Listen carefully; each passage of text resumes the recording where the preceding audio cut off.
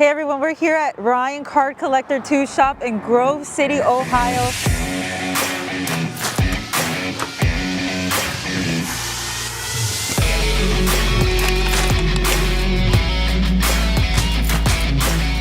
I'm super excited to be here for his epic hobby rib night tomorrow, but I'm also really excited to show you inside the shop. Come on, come on. This used to be a church. The red stands out a lot. It's actually really cool because Ohio State is nearby. This is a huge college football city, so I think it does really well. The branding does really well for that. There is a machine here where you could win stuff. Maybe I'll try to win the Zion case later. You can never have too many of those. And this is the foyer. Some really awesome pictures. I think my picture is gonna go really well right here. And then this is a really cool promo spot. My favorite thing about this TV is that I actually come out on here, and I know Ryan's gonna keep that there for the rest of the year too. So let's go. It's definitely never going down ever. Look who it is. It's gonna stay up forever. There you go. You heard it here. So next time you come in here and it's not up there, you better tell Ryan something. So everybody, this is it. Like I said, it looks beautiful in here. Ryan, you do such a great job of making it super spacious. I love the floors are amazing and it looks really neat. I love how you have the pricing up here, and believe it or not, it smells really good. It smells like Thanksgiving in here, so that's a plus too. A lot of those things are intentional. So a lot of those things are intentional. I mean, the floor, you could definitely gonna tell Reg, like, I love the floor. That's, you know, when we did this, we did a building a card shop series.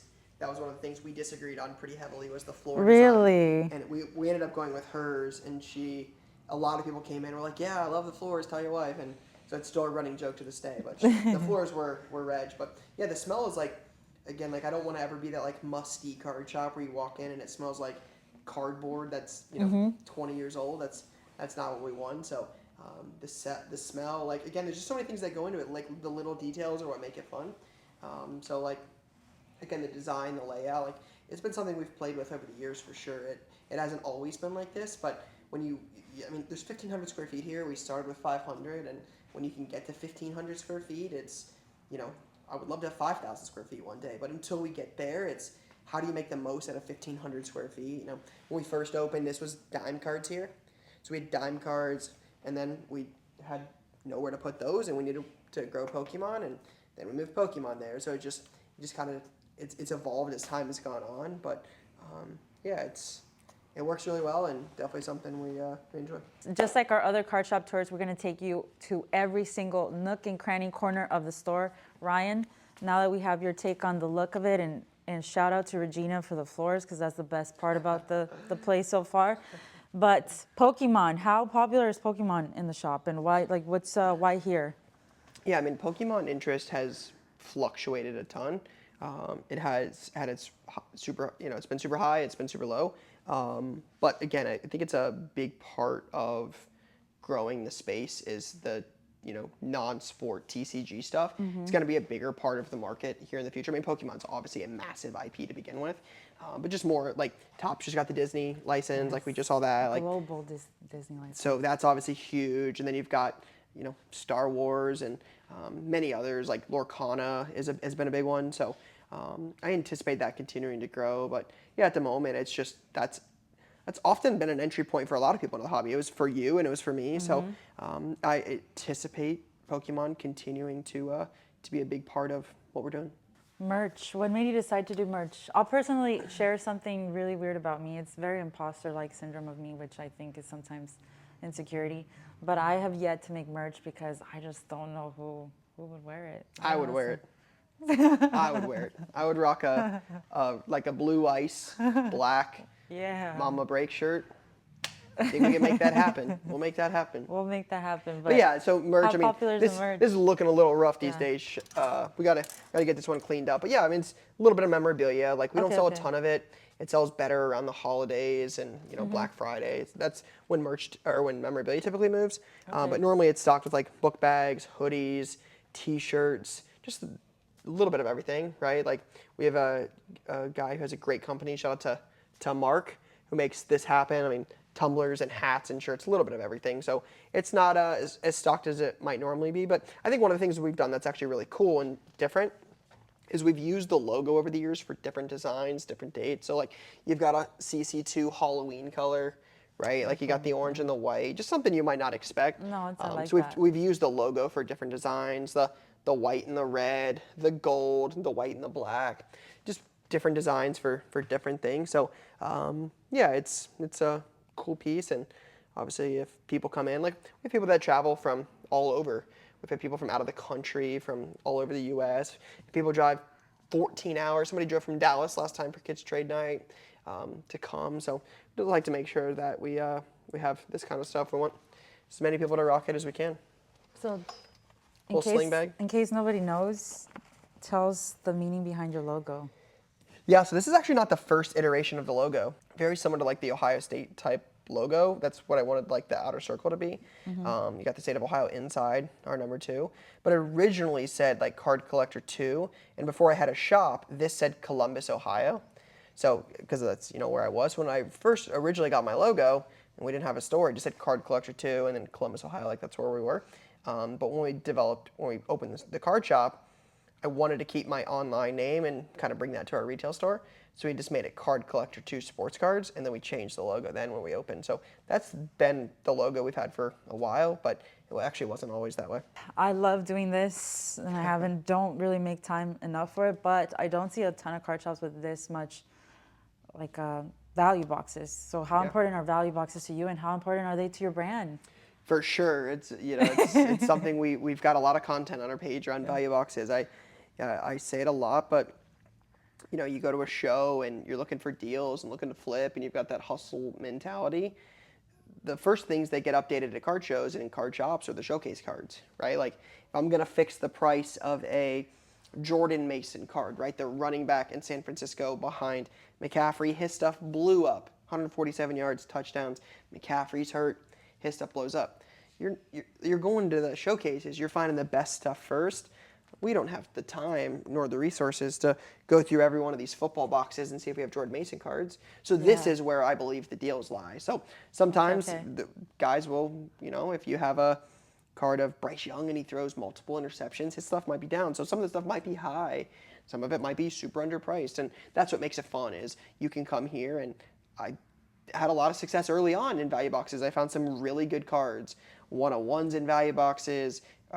Skybox Ruby, I think we sold it for $157. I found it in a quarter box. We've had some really cool cards in value boxes. It is, when people say, hey, I'm getting into the hobby, where do I start? It's always value boxes for me, 100%. For sure. This is where the deals are. So it's important to us, but it's also important to have that selection. I don't want you to come in as a Star Wars collector and be like, hey, do you have Star Wars? And you're like, no, we don't.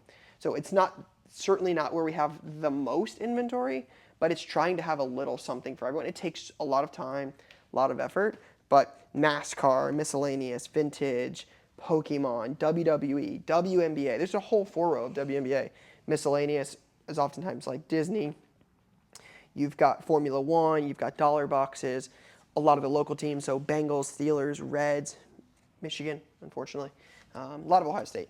But yeah, it's important to us to have a variety, and I want people to be able to come in, again, that card show feel where you can go to a card show, dig through value boxes, check out showcase cards.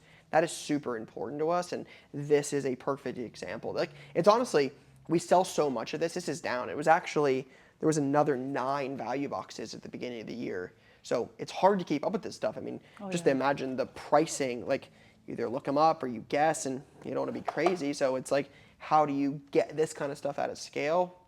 It's hard, but it's an important piece of what we're building. What about the cool negotiation? Like nobody negotiates cooler than Ryan Card Collector 2, right? Right? Everybody on YouTube I don't know about that. I don't know about cool.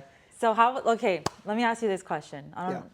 How has your negotiation skills grown over time? Yeah, you just get more comfortable, right? Like, I think the big thing is you go into deals understanding where you are from a business. We did a negotiation presentation conversation with Jay Mojo at Fanatics Fest. And Jay and I were talking about it and what that process is like. And I think the biggest thing is like knowledge is power, right? And understanding what you're buying or understanding what you're selling. If you understand that, I think you're at a huge advantage, right? Like going in and knowing what this card sells for or what this player's market's like or the upside on the condition, if it could grade. There's just so many things you've got to keep in mind in that.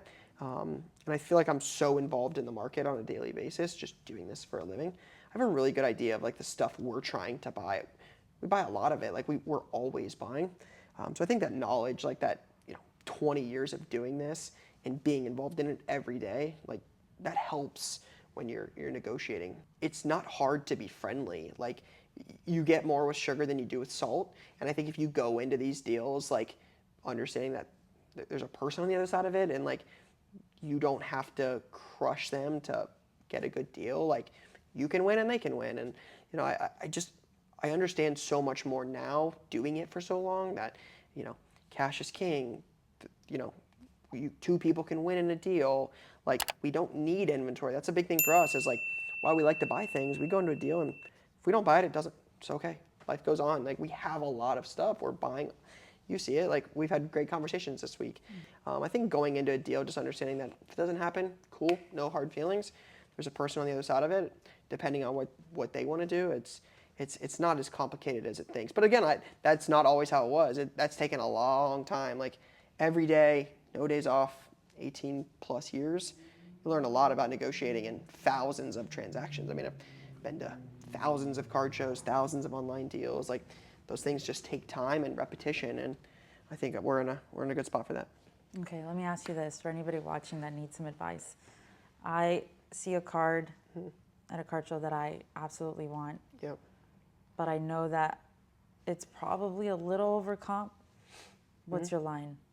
Like I don't love to buy one card at a time. I actually prefer to buy in bulk. That's one of my tips. Like for people looking to get into it is like you get a better deal at Costco or Sam's Club than you do at Walmart. Like you save more money buying in bulk. So I'm always a big fan of buying in bulk. The more you buy, typically the better the discount. So I love to buy in bulk.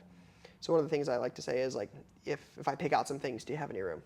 Right, then you know right away if a seller is interested in negotiating or if their prices are pretty firm. Whether you pull out 5 cards or 1 card or 50 cards, you don't know, but it gives you an idea if somebody has a room or not. So I always say like, hey, if I pick out some things, do you have room? And then I might pick out 2 cards, 1 card, 50 cards, don't know, but at least you have an idea if they have room. And then the other thing is I always start small. So especially if a seller doesn't have prices on something, or if you want to be like, let's say the card's priced at 200 and you're like, these do 170, you want to be less than that. So you want to be at 140, 150. That's 30% off sticker. So seller going to give you 30% off sticker. That's a big discount. Yeah. So you pull out a couple cards and then I see what they're willing to do. Because if it's 2 cards and they're not willing to budge, I don't want to pull out 10 and waste their time. So I'm very cognizant that like I don't want to waste somebody's time. So I'll pull out a couple cards, see what they can do. And if they can get to 140 because of comps, we're in a good spot. And then we continue to add. So that's one thing, especially with buying online these days, is we start small. Let's start with 5 cards. And if we can agree on a price, we'll add 5 more. But if not, we only wasted time pricing 5 cards, and then we just move on. No hard feelings. So I think it's easier to start small, start with 5 cards, and then get to 10, get to 15, get to a bigger deal, spend more money. It's easier to do that than it is to pull out 25 cards, and I be at $5,000 and you be at $3,000. And we not be able to find out where that middle ground is. But if we start with 5 and you're at 500, I'm at 500, well, cool. Well, eventually we find out we're off really hard on a stack rather than just one big deal where we just walk away each. I think it's easier to do that. So again, there's a lot of things you learn just negotiating thousands of deals, hundreds of card shows over nearly 2 decades. I think that's one of the things I've learned. Absolutely. That's a lot to take in and a lot to break down. So rewind it and listen to it again. But I think what I took away from it the most is definitely zooming out and going back and seeing what has worked and what doesn't work.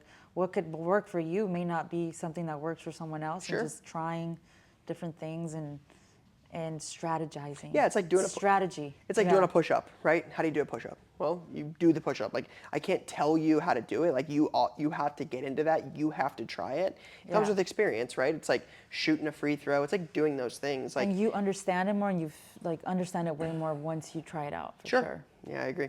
Packs are great, right? It's especially with hobby box prices just being so expensive. Like when you can, just like breaking, when you can break that cost down even more, it's just a much cheaper entry point into the hobby. Like not everybody can afford a, $500 box of breakers or of composite hobby, whatever those cost. But like when you can get it in a pack with a shot to get an auto for 1/12 of that price. It's a lot more obtainable, and I think that's a bigger piece. So I think packs have been one of the biggest things to grow for us over the last few years, for sure. As the hobby's gotten more expensive on wax, it's been a lot easier. It's been more eye-opening that we need to sell more packs, and it's definitely grown. It's definitely a great entry point too, because that's something that you talked about too with like Pokemon. Yep. I think buying into one pack of a hobby box is a lot less, like I guess, stressful for someone just coming in for the first time, not knowing what to buy, not knowing if retail or hearing that hobby's good. Like one of my craziest stories out of a single pack pull was I really wanted to get somebody at a card show into Star Wars. She walked up, I noticed she had a Star Wars Funko Pop, and I just said, hey, have you ever tried Star Wars cards? And I kind of just gave her a free pack of some retail stuff, and she opened it up. She's like, that's so cool. She's like, where do you get these cards from? They were Galaxy slabs I had in the showcase. I said, oh, this box right here, you could buy a pack for $20. The whole box was $350 at the time. Yep. Pulls the 101 Darth Vader Superfractor that ends up selling for $26K on Golden. Oh my gosh. Out of a $20 pack. That's insane. Hooked for life, though. I don't know. Bernice, have you been buying Star Wars cards? I don't know. I have no idea. But she still goes to shows. I hear people will tell me, hey, Bernice was at the show. So I definitely have that connection now, which is something that I shared in our previous video about how, like, my favorite part about breaking and just surrounding that. So what has been your best in-person card shop moment? So some of the moments from like the first shop we ever opened, just getting off the ground, 550 square feet. We ran a trade night in there right before COVID, 50 people jam-packed in a room with no AC. I mean, small ceilings, 550 square feet, this place was packed. So to see something like that and like understanding what we've built with trade nights here and at the National with Jimmy, that's been really, really cool to see. So some of those stand out. The first ever kids trade night we ran was crazy. It's probably one of our best videos ever on YouTube. It was packed in here. It was like during the boom. It was different for sure. That was a lot of fun. Like we run typically 2 to 3 kids nights a year here, and those are special. Like again, just providing what I didn't have when I was a kid, and it's 14 and under, and they draw a large crowd. The kids love coming. It's a lot of fun. So a lot stand out. Those would probably be a few of them. Very cool. What's the best in-shop pull? That I've seen in person, the Mahomes booklet stands out for sure. That was pretty cool. The White Langford Super lately is probably one of them. That's insane. Yeah, there was during the boom, a Zion Immaculate numbered in 99 RPA got pulled in here. I ended up buying it, and it was well over 20 grand. It was a huge card at the time. It was like during the Zion craze, during the market. It was when Zion Prism 10s did $900. So that's a much different time in the market. Yeah. That was a massive card. Zion stands out. The White Langford stands out. The Mahomes 101 booklet I showed you earlier, that Those stands are out. massive. Yeah, a couple cool things. Yeah. And this is blasters. So just more retail, just a little bit of everything, right? Some old school Star Trek boxes, Star Wars tins. Okay, cool. You've got cheap blasters, fat packs. It's literally just, again, it's about having variety, different price points, different, retail, hobby, blasters, megas, just a little bit of everything. Yeah, we need to get you more into non-sport, that's for sure. I love Disney, some of the Disney Chrome stuff, because my wife used to work there. Okay. So I enjoy collecting that with her, but I'm definitely not, I wouldn't say I'm super hardcore into it. I mean, the Disney stuff I enjoy, but outside of that, it's old school, like Charizard from when we were kids and stuff like that. But so what's your most expensive box on the shelf? Select Football is probably the most expensive, actually, at the moment. Okay. Now that I say that. We've had some 2020 wax in here recently, and that stuff is just so expensive because that class is so good. With Burrow, Herbert, Tua, Love, Hurts, Jefferson, those guys. But I would say at the moment it's probably like Select or Spectra. I know, that's like the stuff that I was ripping when I got in. It's crazy to think that. I remember, embarrassing kind of story too, but I remember waiting in line at Target because I was a teacher at the time. So I actually was really lucky because my first period, it was like my auxiliary. Yep. So I would just ditch it, not be home on the computer. I had my baby in a sling. I had my oldest in a stroller, and I would wait at Target to get those Select cellos. Yep. I would get 2, rip, because one for me and one for Lucas, and so I took them. I would rip one and sell the other one for like $80 more. Yep. It was insane. Yeah, it's crazy. We sold a lot of retail during the boom, right? I mean, that's when hobby boxes were crazier than they are now, but yeah, it's changed a lot. What's your strategy when you push cards in the showcase?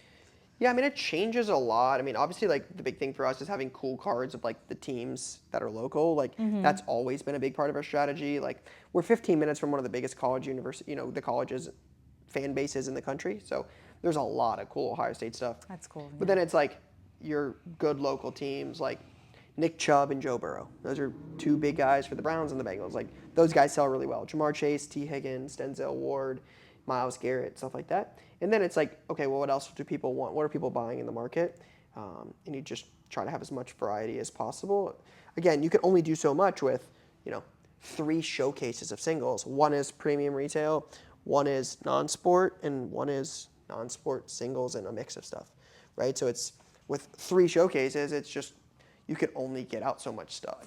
I think a lot of what we do, or even, I mean, I would say what you do and what you've built has been, there are no businesses that you can compare it to. Yep. It's very much a brand new industry. Breaking is something that you can't explain logistically to a lot of people. And Yeah. it's just crazy. It's craziness. We're building an industry from the beginning. It's really only the beginning. Yep.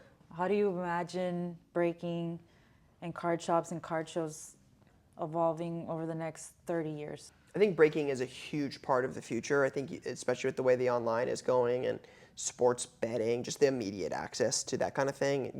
It's you can call it what it is, but it is a casino in immediate terms, right? Like the ability to get in a break for a fractionalized cost and hopefully hit big. Like I think it's more enjoyable than sports betting, right? If you think 100%. Jaden Daniels is going to win Rookie of the Year, if that's your Jaden Daniels is going to win Rookie of the Year, there's a lot of things you could buy to chase Jaden Daniels instead of placing a wager for him to win Rookie of the Year.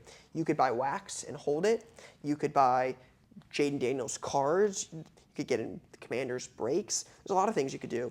Well, if you buy 5 Jaden Daniels cards and he doesn't win Rookie of the Year, he gets second, you have 5 Jaden Daniels cards you feel pretty good about. Instead, your wager was worth $0 at all. And you have 5 tangible Jaden Daniels cards with the same bet you're willing to spend on that wager. So I think the sports card market is still young, and I think it's going to grow from that space. The show thing is a very different topic. I think the show space will grow and become more experiential.